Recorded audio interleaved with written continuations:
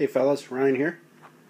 I'm going to do a rundown video here. This is a two-wheel drive Slash project I started about a month ago, I guess. I've been working on it in my spare time, and not a lot of stock stuff here. I didn't buy a Slash and customize it. I basically built this right from the ground up. I thought, why spend the money, buy a RTR and end up replacing half the parts or more. So I basically used whatever I had laying around the shop here and pieced the rest together with a bunch of aftermarket goodies that are going to be stronger. Stuff that a lot of people would maybe replace yourself anyway. You know, bumpers, A-arms, all that kind of business. So I'll give you a quick look and we'll do a rundown. I'll take the body off and show you guys what's underneath. The body's a Parma 55 baja. Really like this body. It's something totally different that I get tired of looking at Slash bodies all the time, so I thought I'd try something else. I'm not sure if I'm totally happy with the way it turned out. I like the satin black hood, turned out really nice. I'm not really a big fan of stickers, but I had looked at some pictures online of actual race cars, and this is basically, you know, give or take what all their sponsor stickers and all that kind of crap they had on there. So I just went with it. It's going to be a basher body.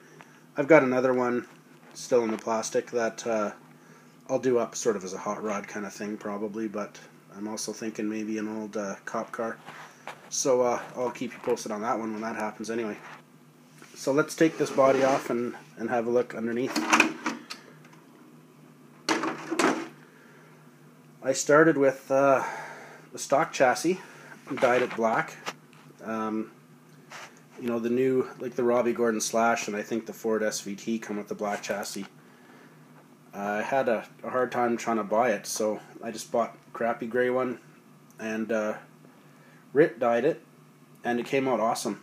I have dyed an older chassis before, and it didn't turn out as nice. It's just too blotchy. It was hard to clean and get in all the crevices and stuff. So if you're gonna do this, you know, spend the $15 or whatever it costs, just buy a new chassis and dye it right from the start. It turned out way nicer.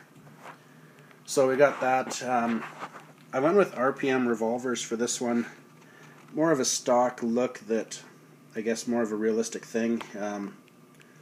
Right now that's got Proline Gladiators on there, and I've got some Traxxas BF Goodrich tires on order because I think the BFGs on these revolver wheels would probably look the most realistic out of any other combo that I can seem to find. So we'll go with that probably whenever I get those in.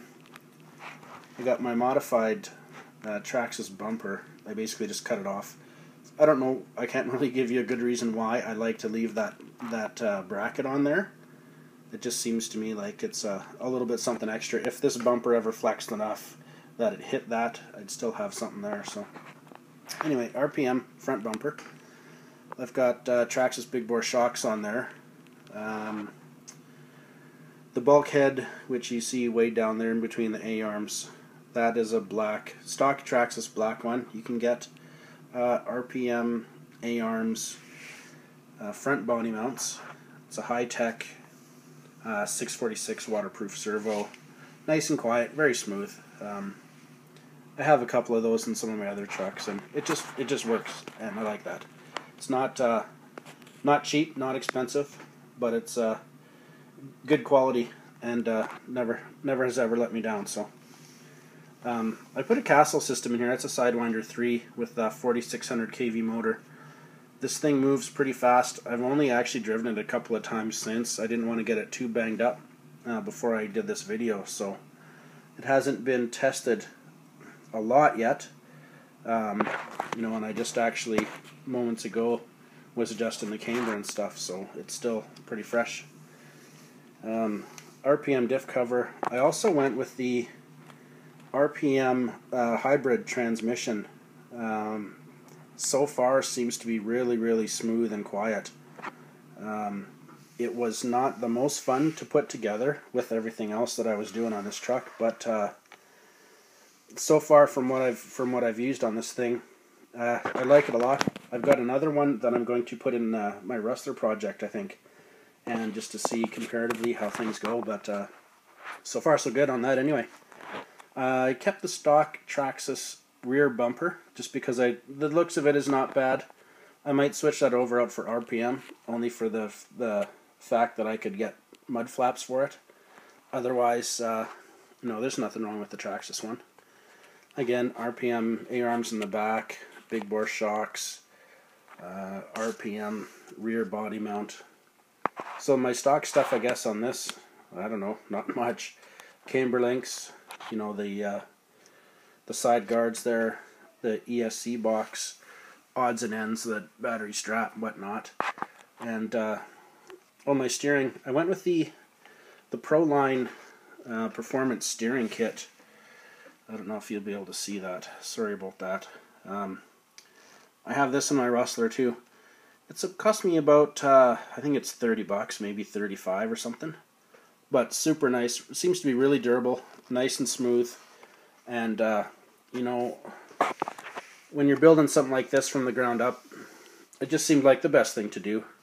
I've had experience with the Traxxas one, and I prefer this Proline one for what it is. The only thing I did actually have problems with, we'll get a bottom view,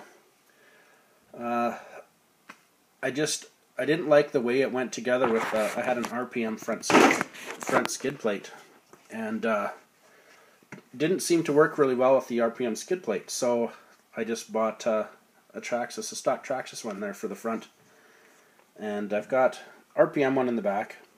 I think if I had to choose, if I can't have both, put the one on in the back. It just saves everything from getting all bunged up in here.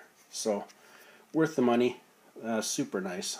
I did have a little bit issues mounting the stock Traxxas bumper with the RPM hybrid transmission. I had to notch out part of the bumper right in here to fit over that RPM rear skid plate. Other than that, the whole thing went together really nice. I used stainless steel screw pack from RC Screws, and I got a lot of leftover stuff. I don't know if... I don't know. It is what it is, I guess. The stainless steel screws are super nice quality. They look pretty good, and I'm happy with it. You don't get all the shoulder screws for shocks and stuff in their kits, but I mean the amount of hardware that I had to buy, odds and ends, was not that bad. I had a lot of spares kicking around, so it worked out well in the end anyway. And if you're ever going to build one of these from the ground up, I think that's the way to go. Better than going to the store and buying, you know, 50 packages of Traxxas bolts and trying to slap this thing together. So I bought that kit. Seemed to be really well put together. You know, you print out your parts diagrams, all your exploded views, and just kind of have at it. So that's it, I guess, in a nutshell. Like I said, I haven't actually run this a lot yet. I hope to get some time in on the weekend and see how it goes. A bit of a torture test. And I guess I'll check back with you guys. Hopefully I can get some running video. My problem is that I get to build these trucks and do a video for you guys, but you rarely seem to get to see them in action. So I'm trying to change that anyway. I've got a GoPro on the way, and hopefully I can start putting some decent videos on for you guys anyway. So that being said, thanks for watching. Comment if you have any questions, let me know. Happy to answer. And I guess I'll see you guys on the next one. Take it easy.